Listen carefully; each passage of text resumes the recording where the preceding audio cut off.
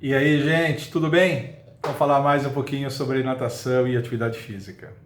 Hoje eu vou atender aqui a uma sugestão de um dos meus inscritos. Ele me pediu para falar sobre a respiração bilateral do crawl. Eu já tinha feito um vídeo, 4 anos atrás, eu já tinha feito um vídeo, mas eu fiz uma primeira abordagem só, porque naquele vídeo, eu vou deixar depois ele naquelas duas janelas que eu costumo deixar aqui de sugestão no final, eu vou deixar. Mas naquele vídeo eu falei só sobre crianças e eu falei mais sobre aquela coisa de não abordar a respiração bilateral. Respira para um lado, 1, 2, 3, respira para o outro lado. 1, 2, 3, respira para o outro lado. Bilateral, cada 3 braçadas.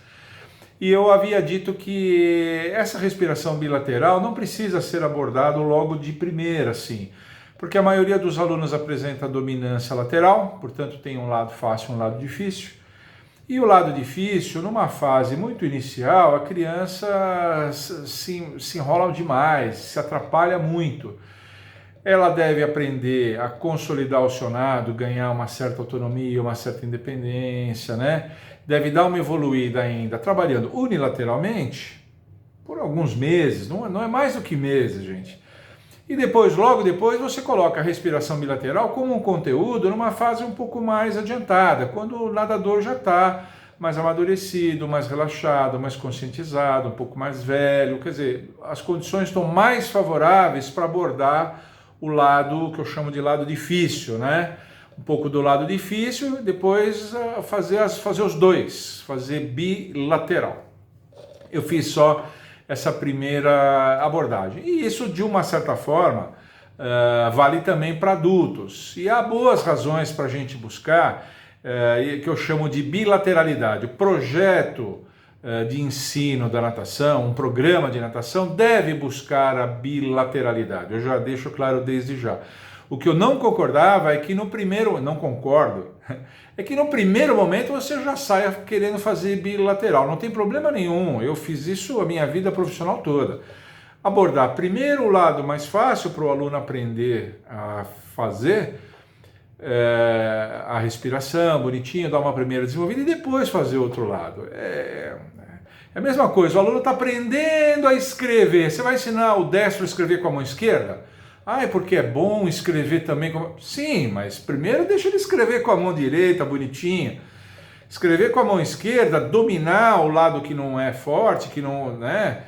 Isso é uma coisa mais adiantada, Enfim. E aí, isso vale para adultos também. E as razões? Quais são as razões pelas quais a gente faz isso? A primeira razão é uma razão eminentemente motora. Você dominar o lado que você não tem como dominante é sempre interessante. Você melhora o seu acervo motor, Você fica com a sua plasticidade motora do seu sistema nervoso aumentada, melhorada. Isso é sempre interessante. Quer dizer, lato sensu, é sempre bom você, quanto mais habilidades o indivíduo tem, mesmo que ele já tenha essa habilidade de fazer para o lado dominante, aprender a mesma habilidade para o outro lado, você está aumentando o acervo motor, aumentando a plasticidade cognitiva dele para ele poder fazer tudo o que ele precisar. Então é sempre bom. É bom que o indivíduo aprenda como que bate bola no handball, basquete, Como é que quica a bola, mão direita e mão esquerda, aprender, para não ficar. Futebol, as escolinhas de futebol ensinam passe, chute com ambas as pernas. Um lado sempre será dominante, 90 e tantos por cento de todas as pessoas têm uma dominância lateral. E aí, agora, aprender o lado fraco é bom sempre porque é uma habilidade a mais. Então, isso do ponto de vista motor. A segunda razão, eu chamo, é uma razão técnica. Por quê? Porque o lado dominante da respiração influi na recuperação do braço desse mesmo lado. A recuperação geralmente é melhor, é mais alta, e do lado que o cara não faz a respiração, normalmente, muitas vezes, a recuperação é mais baixinha, é mais rasante. Acontece muito isso. O giro de ombro, ele é mais pronunciado para o lado de onde ele pega o ar. e para o outro lado o giro de ombro já não é tão bom. Então a puxada com a mão direita, por exemplo, de quem tem o lado direito dominante como eu, a puxada já não sai tão boa. Então você ter uma respiração exclusivamente unilateral tem esses reflexos na técnica do nado crawl, né? Que é um nado que deve ser simétrico. Ele é alternado, mas deve ser simétrico, perfeitamente simétrico. Então, você aprender a respirar para o seu lado fraco, para o seu lado não dominante, é bom por uma razão técnica. Outra razão é a razão que eu chamo de osteomusculares, né? Quando a gente fala de movimento, a gente está falando de ossos e músculos. Basicamente, a gente está falando disso. Quando você trabalha só um lado, você está trabalhando mobilidades das articulações intervertebrais e algumas musculaturas de pescoço, parte superior do torso. Você está trabalhando só numa forma, e é interessante você trabalhar em duas formas. Essa simetria, né, de trabalho osteomuscular é importante para o equilíbrio da nossa, para o alinhamento, para a postura, para o alinhamento da nossa coluna cervical e da coluna como um todo, para não haver nenhum desnivelamento de ombros, nenhuma atitude escoliótica, o que quer que seja. Quer dizer, a simetria vem de encontro a esse equilíbrio osteomuscular que a gente deve procurar sempre nas nossas atividades. E a quarta razão é uma razão esportiva. O nadador que sabe dominar os dois lados da respiração, ele consegue controlar numa prova mais longa os seus adversários, tanto de um lado como do outro, né? Ele respira de um lado, vê onde é que os caras estão, dá 3 braçadinhas, respira para o outro lado para ver onde os caras estão, né? Isso é importante numa prova mais longa. Imagina você respirando só para o seu lado direito, o cara baliza você na raia 1, você fica respirando para o lado da borda o tempo todo e não vê o que está acontecendo. Você não sabe o que está acontecendo.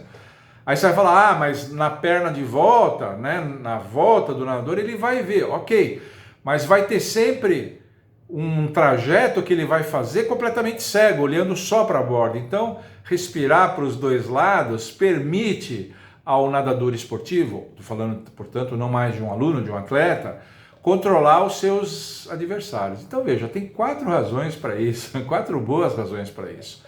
Portanto, a bilateralidade tem que ser sempre buscada, Aí, a pergunta que não quer calar, porque 2 vídeos atrás eu fiz uma postagem falando sobre a gente abrir mão de certos nados, portanto, abrir mão de certos conteúdos, né? E eu falei das razões dos pragmáticos, eu falei das razões de contraindicação médica. Não é o caso da respiração bilateral, muito pelo contrário. E eu falei do caso do aluno não querer, né? O aluno não quer, ele se sente bem desse jeito, está encasquetado com isso e tal. Podemos abrir mão? Devemos abrir mão da respiração bilateral? Bem, poder pode. Poder a gente pode fazer o que a gente quiser, né? Poder pode. Se você perceber que o aluno está fincando o pé nessa história, e se você insistir, ele vai abandonar o curso, como eu falei naquele vídeo, eu acho que a gente não deve perder um aluno adulto de jeito nenhum. Você, temporariamente, você fala, então tá, vamos ficar só com o lado mais fácil e deixa quieto. Às vezes naquele dia o aluno não está bem, naquela fase do aprendizado ele está mais preocupado com outras coisas, ele não quer, ok. Poder pode, mas não deve, viu gente? Não deve, porque veja, dessas 4 razões que eu declinei aqui, só a última razão é uma razão esportiva que está fora do esquema de um aluno adulto tardio. Só a razão esportiva. As outras razões todas, a razão motora, a razão técnica e a razão osteomuscular, estão presentes na vida dele. São importantes para ele. Portanto, ele deve tentar fazer a respiração bilateral, ainda que, como eu expliquei já naquele vídeo mais antigo com criança, ainda que numa fase posterior. Você não precisa ensinar a respiração bilateral logo quando você ensina, porque você está impondo uma dificuldade desnecessária naquele momento. Só isso. mas numa fase mais adiantada, quando o aluno já está dominando 3, 4 nados, já está numa fase que já não é mais aprendizado, você já está chamando de aperfeiçoamento, um dos conteúdos do aperfeiçoamento, respiração bilateral. Como eu falei naquele vídeo antigo, eu falei isso. Quer dizer, respiração bilateral é um conteúdo para alunos relativamente avançados. Alunos relativamente avançados, ainda alunos, mas numa fase já de aperfeiçoamento.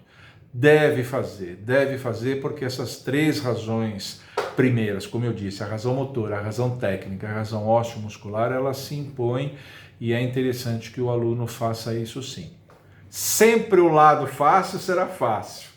Você pega crianças, eu já dei aula de educação física em escola, ensinava a bandeja do basquete, né? Usando o pé de impulsão, uma criança destra, pé de impulsão esquerdo, solta a bola com a mão direita, faz a bandeja. Eu ensinava isso, eles, né, dá os 2 passos, pá.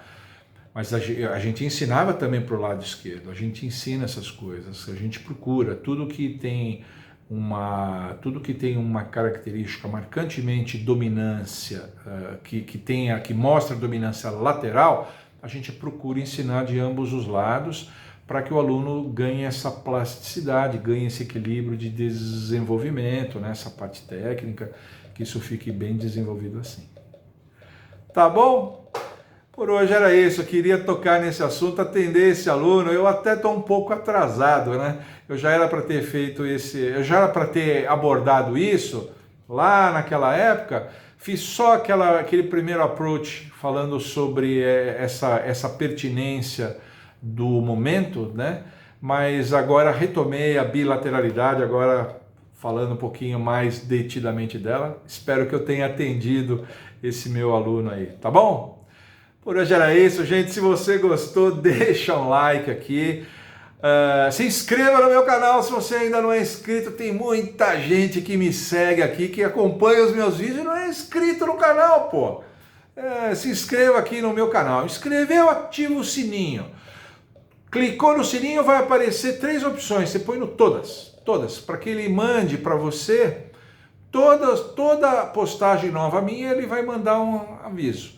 Não é que você precisa assistir tudo, você vê o título. Se é uma coisa que te interessa, você assiste. Se não é, descarta. É isso, é bem isso. Mas é legal que o YouTube avise vocês de todas as postagens, porque eu procuro fazer postagens técnicas, pedagógicas, psicológicas. Eu procuro falar um pouquinho de tudo. Sempre vai acabar tendo alguma que é interessante para você, tá bom?